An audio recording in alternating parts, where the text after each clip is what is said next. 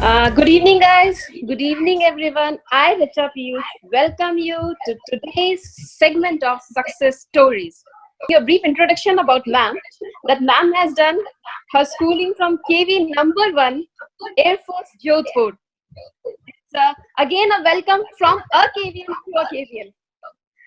Thank you so much. Ma'am has done BA LLB honors from Rajiv Gandhi National University of Law, Punjab, Patiala. Ma'am का 179th rank था fourth attempt में and ma'am basically Jodhpur से है ma'am please tell us something about your journey of success Okay. So I'm basically from Jodhpur. I did my graduation from Rajiv Gandhi National University, Patiala, Punjab. So I completed my graduation in 2013. After coming back from there, I just had in my mind that yes, I have to go for this judiciary. So I started preparing for judiciary. Initially in 2014, the vacancy was not out. So I was just taken coaching from somewhere. And simultaneously, I'm also taking coaching of banks and all. Because you also know that being a girl, it's really hard and we stick upon one job. So because of my parents' consent, no, you have to do this thing also. So I was preparing for bank exam also. And finally the vacancy was out in 2015. So I have given my first attempt in 2015. And in the very first attempt, I was able to clear the pre-prelims exam. But because of the lack of time, because I was very new to this journey, I don't know about कितना time चाहिए होगा preparation के लिए. So I was waited for my prelims result instead of preparing for the mains exam. So that lapse of time बिल्कुल खराब हो गया था in my mains exam because I have to prepare 45 subjects and that also I have to remember it. At the end of the exam or at the time of the exam, you're not able to recognize each and every subject unless you're very thorough of it. So I lose it. And in 2016-17, I also given my attempt, but I wasn't prepared well because of some medical issues I was suffering from. So itna dhyan diya nahi. And finally, I decided in 2018 this would be my final exam, and I'm going to clear it in any case. So I finally given my 2018 attempt, and I was able to go through it. And here I am in front of you people. great ma'am can you please tell us what is the right way of studying does it depend on the hour basis system or setting a target as per the syllabus what is the right way Okay. See, everyone person has a different perception, has a different way of thinking that how he or she will study. Some think that the hour will matter. Okay, we have to study for 18 hours, 14 hours. As long as we study, we'll able to get to the barracks and whatever it be. But according to me, time is not important. It's a quality. See, we also study law. Article 1, Section 133 talks about evidence active. Quality is matter, not quantity. So we should, depend upon ourselves on quality. If we study for 2 to 4 hours, that is maximum. If you're giving your full consciousness, if you're giving your full strength to it. Otherwise, आप सिर्फ लेके बैठे रहो. 8 to 12 hours, it seems very good. अच्छा मैंने 8 से 12 घंटे पढ़ाई करी. But in reality, you also know you're not studying. You're doing something else with it. So it's better that whatever you study and whatever time you have given to yourself, you should study, you should stick to that particular time.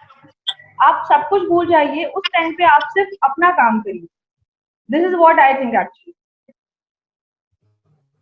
Great ma'am जैसा अभी आपने बताया था कि books and बेरिक्स के बारे में तो बेस्ट क्या होता है bare acts what we have to refer should prepare from bare acts और फ्रॉम बुक्स ये what is the best See, yes, I'll answer your question. See, according to me, your fundamentals should be clear, and that will be clear according to the barracks. You don't need to go through, many books because हर एक author का अपना एक viewpoint होता है. Although law is same everywhere, but still उनका कुछ personal interpretation होता है उसको add on करते हैं.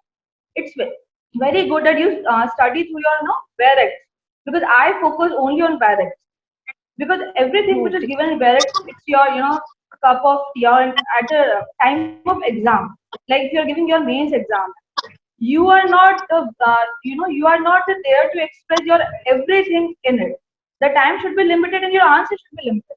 If you write extra thing, then your marks will going to be deducted surely. So it is not about it how much you're studying. Your thought should be clear, and it is clear cut given in the barracks only. 2 to 3 lines explanation attached to the illustrations. So it will help you in writing. Yes, for better understanding, if you're not able to understand the bare wording of the barracks, then you should go like various books which you have and which are available. The best. But for me, barracks the only thing which you can carry on which you study with it. That's it. Notes में भी क्या हमें, अगर हम खुद बनाते हैं, if will prepare our own notes, तो क्या हमें एज इट इज बेरिक की लैंग्वेज यूज करनी चाहिए या ओन लैंग्वेज यूज करनी चाहिए? No, no, no. It is not compulsory that you should use your barrack language. वो सिर्फ दे रखी है. What is more important कि आप उसको अपने वे में भी लिख पाए. वहां पे जो जजेस बैठते हैं उनको ये नहीं चाहिए कि कॉपी कट किया हुआ आपने लिख दिया तो इट्स गुड फॉर यू. आप उसको अपनी भाषा में समझा पाए, that is more than enough. और वो उससे इम्प्रेस भी होते हैं because if a person is writing as it is the same thing written in the barrack, then what is the use of your mind? So it's better that you should write in your own language. But yes, what is thing need to be understand or need to keep in mind is that whatever you're writing, the basic जो element है, that has to become in your answer. For example, if you're talking about theft things, there are 5 elements in it. So you should write those elements, deceive wala and like everything. So the main thing should be in your uh, answer. Ingredients Okay. of your barrack should be in your answer. Otherwise, आप घुमा फिरा के लिखे, then it's fine. But आपका concept समझ में आ जाना चाहिए टीचर को. वरना because they are the high court judges, जो एडीसी वगैरह चेक करते हैं कॉपीज, हम उनसे कंप्लीट नहीं कर सकते. There is no much better than us. हम उनको ऐसे घुमाएंगे चक्री की तरह, तो obviously not going to get it. True. This is True, what you true, should need ma'am. to understand. Okay. Ma'am, how did you prepare? मतलब I just want to know कि कोचिंग इंस्टीट्यूट्स का क्या role रहता है? मतलब self study की, आपने कोई कोचिंग की, आपने कैसे तैयारी की थी?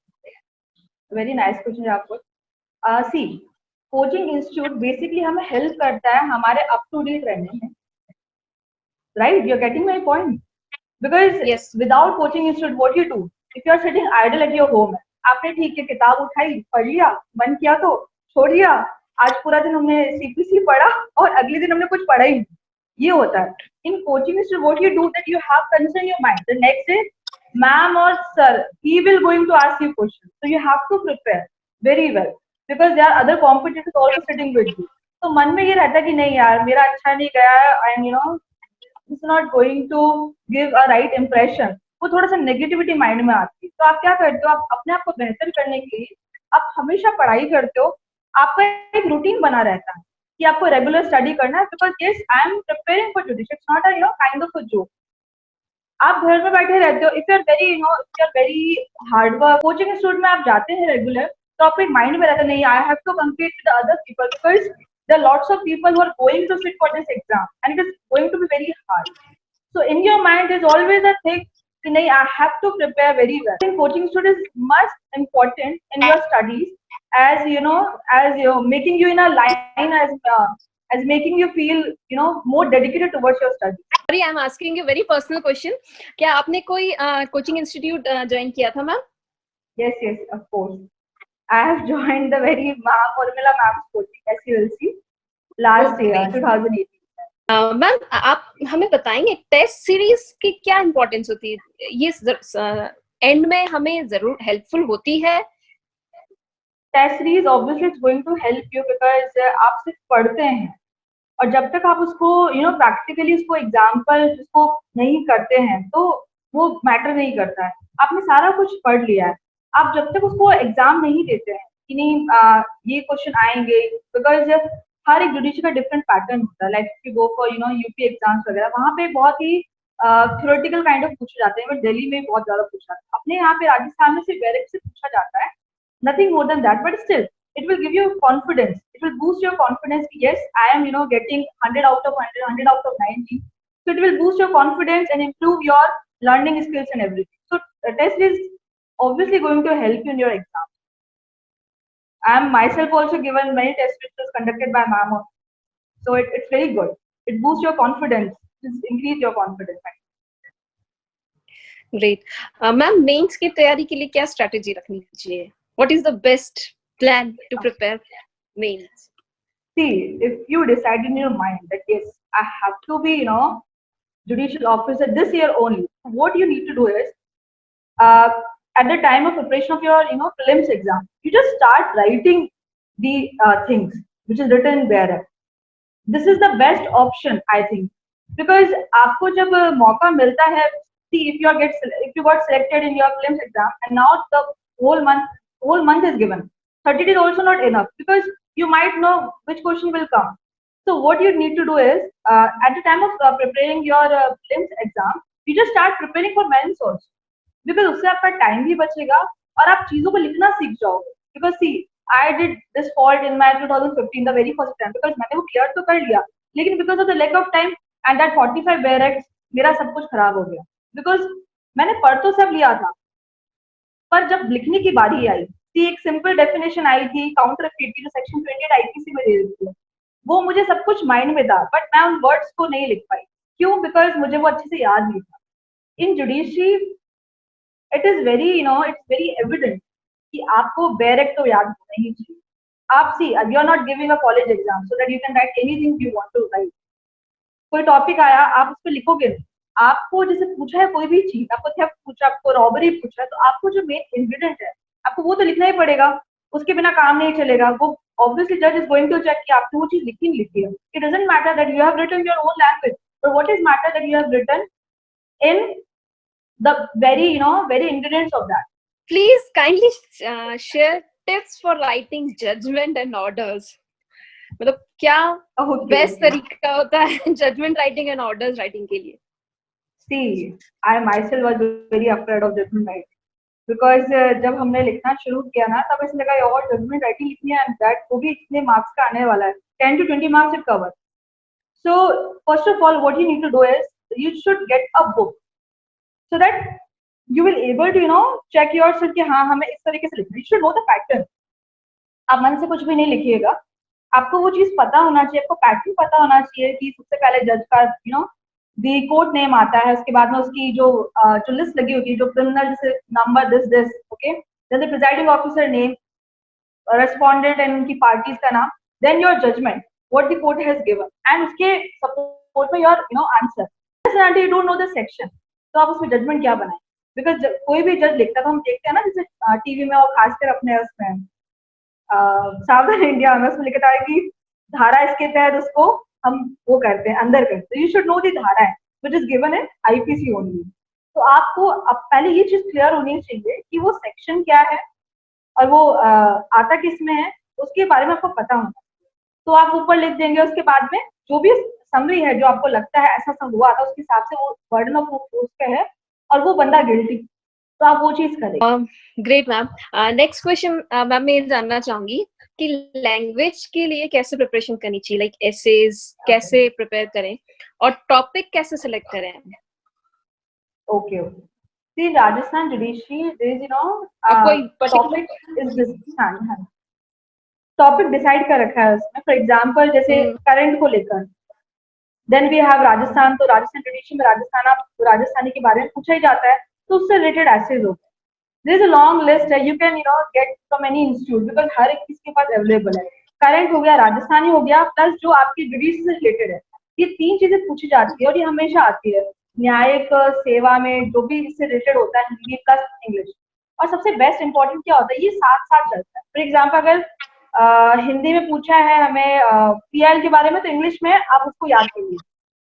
सी, हर बार तो कुछ अलग होता है, बट इस बार कुछ अलग ही हुआ है. इस बार हमने सोचा तो वैसे ही था कि 3 हमारे मेन सेगमेंट है, उससे रिलेटेड टॉपिक पूछ जाएंगे, पर इस बार पूछ लिया हमें टेलीविजन के बारे में, हमें रीडिंग के बारे में पूछ लिया. वो आउट ऑफ द सिलेबस था, बट स्टिल आपको लिखना है, you are in habit of writing, तो आप उसको लिखते हैं. तो आप वैसे आप क्या करिएगा, आप जो एसेज है आप जुडिशरी की तैयार कर लीजिए, आप करंट की तैयार कर लीजिए. करंट में क्या है, जो भी अभी चल रहा है, अभी तो हमारा लॉकडाउन बहुत ज्यादा चल रहा है, उससे पहले जो मुद्दा जो भी हुआ है हमारा, जो स्वास्थ्य अभियान वाले हैं, और जो भी रिलेटेड है, अभी हम not able to recognise, but हाँ जो भी इससे रिलेटेड है वो चीज आप तैयार करें. और जुडिशरी में जो भी पीआईएल है, जो लोक अदालत है, और जो भी इनसे रिलेटेड होते हैं वो पूछे जाते हैं. आजकल तो न्यायिक सक्रियता, lots of topics. I am not able to speak so much here, but yes, few of them I can speak. So जो भी related है इनसे, you study that. और in Rajasthan, it is related to your Rajasthani culture, यहाँ की भाषाएं, यहाँ का नृत्य, यहाँ की जो बोली बोली जाती है, और जो भी इनसे रिलेटेड, जो राजस्थानी कल्चर से रिलेटेड है, you should study that. Ma'am interview के लिए भी कुछ टिप्स दीजिए ना, इंटरव्यू कैसे प्रिपेयर करें. ओके, अपने यहाँ पे जो राजस्थान जुडिशरी है, वहाँ पे क्या पूछा जाता है, वहाँ पर 3 चीजें पूछी जाती है. First of all that you are local of here, because you are going to be a जज ऑफ राजस्थान जुडिशरी, तो राजस्थान के बारे में पूछना is must. Second thing, your law, and the third thing is your current affairs, your general thing. मतलब you should know that who is supreme court जज, who is chief justice, this is the general thing. But हाँ, वो related होगा judiciary से होगा. अब this time I'm just sharing my personal experiences and what I've heard from the other people also. तो कोई गया, I will not tell their name, जैसे somebody कोई गया मेरा friend, तो उनसे सिर्फ पूछा गया कि okay, just tell me what you have studied, okay, you have done LLM, you have done your BEd also. तो उसको सिर्फ उससे related पूछा गया, nothing more than that, and she was just free. Okay, ठीक है, you may go now. एक होता है, we are human beings ना, तो ये चीज होती है. जब मैं भी वहां पे गई थी इंटरव्यू देने के, तो मेरे साथ भी ऐसा ही हुआ था. मेरे साथ सबके साथ ऐसे ही हुआ था. We all people are sitting in a big room, तो बस वहां से किसी को कॉल किया जा रहा था, तो हम बहुत डर गए थे ऐसे, यार पता नहीं क्या पूछेंगे. तो एक जज भी आए थे वहां पे, डिस्ट्रिक्ट जनरल, समझाया कि किसी को क्रिमिनल आईपीसी वगैरह तो नहीं पढ़नी है, सीआरपीसी वगैरह. तो हम तो हंसने लगे, अभी कौन पढ़ेगा यार. तो एक माइंड में उन्होंने यही समझाया कि बेटा देखो, हमें पता है आप मेंस एग्जाम क्लियर करके आए हो, तो ये कोई बच्चों वाली बात नहीं, आपने करा है, it means you have that knowledge. So you don't need to panic and all. आपको घबराने की जरूरत नहीं, हमें आपको पता है आपने पढ़ा क्या है. The only thing is your confidence. Obviously they are judged, they are much knowledgeable person, उनको हर एक चीज पता है, वो बातों को भी घुमा सकते हैं, लेकिन आपको घूमना नहीं है. पर हाँ, जहाँ कहीं भी वो प्रेशराइज करते हैं, बिकॉज आप कुछ होते हैं ना जजेस, ऐसे होते हैं कि आप अड़ जाओ तो फिर वो ऐसे हो जाते हैं कि अरे यार ये बात कैसे आपने मतलब टाल दी. तो उस चीज के लिए होता है कि ठीक है आप हाँ कर दो, आपको नहीं आता, यू जस्ट स्टेट में से no sir I don't know, simple से आप कह दो, तो वो भी हैप्पी हो जाते हैं. लेकिन आप चीजों को घुमाते हो, फिराते हो, उनको बेवकूफ बनाते हो ना, that is really not acceptable by them. तो this is what I can suggest कि इंटरव्यू में आपका कॉन्फिडेंस लूज मत होने दीजिए. आप अच्छे से प्रिपेयर करके जाइए, आपको पैनिक होने की जरूरत नहीं है. They are not going to fill you, they are not going to send you at the bar, मतलब बिहाइंड द बार, ऐसा कुछ भी नहीं करेंगे वो लोग. बस आप अपना कॉन्फिडेंस लूज मत होने दीजिए. आपको जितना आता है आप उतना आंसर करिए, नहीं आता तो स्टेट पे से उसे वो इम्प्रेस भी होता है. आखिरी सवाल जाते जाते मैं आपसे जरूर जानना चाहूंगी मैम कि ये हमारे लिए बहुत इम्पोर्टेंट है. बहुत से लोग कई बार एग्जाम देते हैं, रह जाते हैं, काफी नेगेटिविटी आ जाती है. तो काइंडली टेल अस कि how to keep ourselves motivated all the time. Okay, see my self, खुद एग्जांपल एक फेलियर का. I'll just give you in line, failure is not final until you stop trying. आपका जो ये होता है ना, ये मतलब फेलियर को क्या बोलेंगे हिंदी में, ये कभी आपका अंत नहीं होता है अनलेस आप उसको मेहनत करना ना छोड़ो. तो लाइफ में आपने देखा होगा जो भी फेलियर्स हैं, वो पता है जो फेलियर्स होते हैं ना, they will actually got success, और उन्हीं को मिलती है कि वो अपने फेलियर से सीखते हैं. आई एम नॉट सेइंग कि जो फर्स्ट अटेम्प्ट में क्लियर कर लेते हैं उनके लिए कुछ गलत. ऑब्वियसली उनका जो क्लियर होता है इट इज वेरी गुड कि उन्होंने फर्स्ट अटेम्प्ट में क्लियर किया, दे सेव देयर इतने सारे साल. लेकिन जो लोग नहीं कर पाते हैं, इंक्लूडिंग मी आल्सो, आपको घबराने की जरूरत नहीं. Keep motivated yourself. Self motivation is very important. अगर आप कभी डिप्रेशन में लगता है कि because I my self also went in depression one time कि अरे यार कुछ नहीं हो रहा लाइफ में, मैं एनएलयू से ग्रेजुएशन करके आई हूँ, फिर भी मेरा कुछ नहीं हुआ, because there are people near around you जो आपको टॉर्चर करते हैं. अरे बेटी का हुआ नहीं, अच्छा उनको तो लिटिगेशन में डाल दो, उसको ये एग्जाम दो, वो फलाना करवाओ. That time it's very difficult for you. आप ऐसा सोचते हैं यार आप क्या करें, सुसाइड ही कर ले. सी लोगों के माइंड में ऐसा आता है बिकॉज आप इतनी जब बड़ी चीज कर लो ना, एनएलयू से बिग थिंग, लोगों के मन में बैठ जाता है कि एनएलयू का बंदा बैठा हुआ है तो नॉर्मल तो यूनिवर्सिटी का बंदा बैठ जाए तो क्या हो जाएगा. तो एक मन में अपना नेगेटिविटी आती है. फिर पापा मम्मा को भी देख के ऐसा लगता है यार बच्चों के हो रहे हैं, क्योंकि आपने सुना होगा, आपके साथ भी होता होगा, अगर मैं गलत नहीं हूँ तो, कि पड़ोसी के बच्चों का हो गया, हुआ ही नहीं है तुम्हारा, थोड़ा सा मन में रहता है. किसी के पेरेंट्स टॉर्चर करते हैं कि यार आपको मेंटली बहुत बोलते हैं, मेरे फादर मदर ने ऐसा कुछ नहीं किया, दे ऑलवेज सपोर्टिव, उन्होंने कोई बात नहीं बेटा अगले अटेम्प्ट में हो जाएगा, अच्छे से तैयारी। तो आपका एक क्या होता है, पेरेंट्स का मोटिवेशन आपको मिलना, it is also very necessary. आपका जो सराउंडिंग होना चाहिए ना बेटा, वो आपका बहुत अच्छा होना चाहिए, बिकॉज अगर आपका सराउंडिंग पॉजिटिव होगा ना तो आपको एक पॉजिटिव वाइब मिलती है। तो keep your self with the company of the people who always used to motivate you. जो आपको ऐसे करते हैं ना, अच्छा तेरा नहीं हुआ तो तेरा तो कल भी नहीं होगा, तूने कौन से कुछ उखाड़ लिया, अभी नहीं हुआ तो कल क्या होगा, please stay away from those people. आप अपनी कंपनी को पॉजिटिव रखिए सो दैट आपको हमेशा एक पॉजिटिव वाइब मिले, और keep your self motivated always कि नहीं यार इस बार नहीं तो अगली बार ही सही। एपीजे अब्दुल कलाम जी को देख लीजिए, उन्होंने लाइफ में, तो भले आपको पड़ोसी आके भी कुछ भी कह देना या फ्रेंड भी आके कुछ भी कह दे कि नहीं अच्छा ठीक है तुम ये कर सकते हो वो कर सकते हो, you will not able to clear it because आप खुद क्लियर नहीं। तो सबसे पहले आप अपने पे ट्रस्ट करना सीखिए, नहीं मैं कर सकती हूँ यार, ये इतना मुश्किल नहीं है, लोग आईएएस बनते हैं आईपीएस बनते इतना पढ़कर बनते हैं, हमारे यूनिट तो फिर भी मतलब इसका जो वो है स्कोप बड़ा ब्रॉड है, लेकिन जो subject that are very limited, हमें कुछ इतना ब्रॉड में नहीं जाना। तो anybody can do anything what he और शी वांट्स टू। वो कहते हैं ना जहाँ पे चाय वहां पे राह है, बस वही चीज है।